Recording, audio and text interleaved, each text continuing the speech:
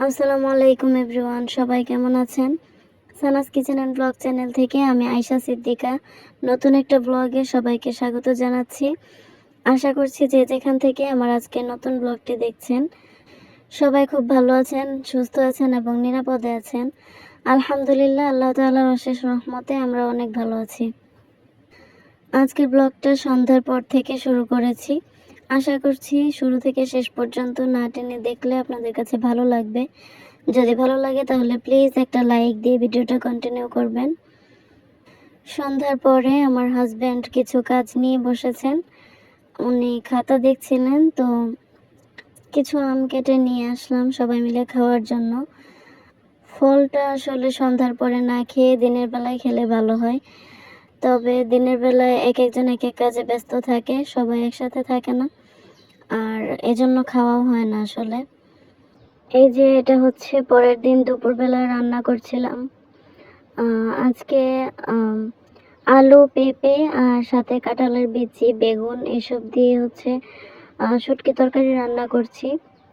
এই সিজনটাতে কাঁঠালের বিচি দিয়ে যে কোনো তরকারি রান্না করলে খুবই স্বাদ হয়, আর বিশেষ করে এই শুটকি তরকারিটা এটা আমাদের সবার খুবই পছন্দ। এই তরকারিটা একটু বেশি ঝাল দিয়ে রান্না করলে অনেক মজা হয় খেতে। আমি যখন এটা রান্না করি একটু বেশি করে রান্না করে রাখি, তারপর ফ্রিজে রেখে গরম করে করে 2-3 দিন পর্যন্ত খাওয়া যায়। আমরা সাধারণত ঝালটা খুবই কম খাই, বিশেষ করে আমার হাজব্যান্ড, সে ঝাল খুবই কম খায়, আর ওনার জন্য আমার সব তরকারিতে ঝাল একদম কম করে দেওয়া হয়। তবে এই শুটকিটা আমি খুব ঝাল দিয়ে রান্না করি, এই জন্য ও হচ্ছে খুবই অল্প খায় আর বাকিটা আমারই খাওয়া হয়। কারণ কিছু জিনিস আছে যেটা ঝাল কম হলে খাওয়া যায় না, যেমন বিভিন্ন ধরনের ভর্তাতে কিন্তু ঝাল যত বেশি দেওয়া হয় ততই মজা হয় খেতে। আর এই যে শুটকি জাতীয় যে জিনিসগুলো, তরকারি হোক, ভুনা হোক বা ভর্তা, যেটাই হোক, ঝালের পরিমাণটা একটু বেশি দিলে খেতে বেশি মজা হয়। আর সাথে হচ্ছে কাতলা মাছের মাথা দিয়ে মুড়ি ঘন্ট করছি। একটা বড় সাইজের কাতলা মাছের মাথা ছিল, তো চালের মুড়ি ঘন্ট করছি। এটা আবার আমার হাজব্যান্ডের খুবই পছন্দের একটা খাবার, মুড়ি ঘন্ট। আমার আম্মু সাধারণত মুড়ি ঘন্টটা আলু দিয়ে করে।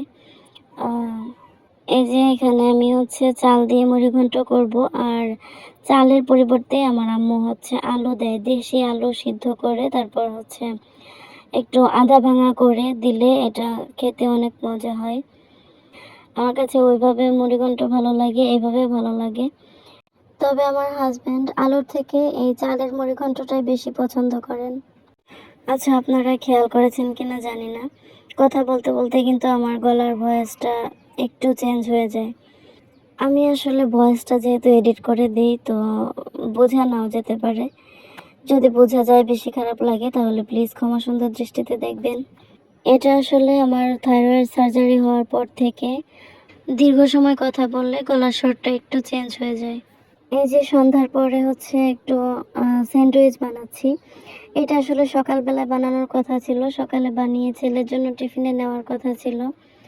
আগের দিন ছেলে বলেছিল যে টিফিনে নাকি সে স্যান্ডউইচ খাবে, তো আমি সব কিছু সকালবেলায় রেডি করেছিলাম, কিন্তু দুর্ভাগ্যবশত মেয়োনিজটা যখন বানাবো সেই সময়ে হচ্ছে কারেন্টটা চলে যায়, আর কারেন্টের অপেক্ষা করতে গেলে আমার ছেলের টিফিন টাইম শেষ হয়ে যাবে, যার জন্য আর পরে সকালে বানানো হয়নি, টিফিনে অন্য কিছু নিয়েছিলাম। আসলে কারেন্ট যাওয়াটা বড় ব্যাপার না, আল্লাহ তাআলা রিজিকে যখন রেখেছেন তখনই খাওয়া হবে, এটাই হচ্ছে বড় কথা। অবশ্য পরের দিন টিফিনে ছেলের জন্য নিয়ে গিয়েছিলাম। আজকে সন্ধ্যায় খাওয়ার পর অনেকটা পুর রয়ে গিয়েছিল, ওটা দিয়ে পরের দিন বানিয়েছিলাম। যাই হোক, আজকের ভিডিওটা আপনাদের কাছে কেমন লাগলো অবশ্যই কমেন্টের মাধ্যমে জানিয়ে যাবেন।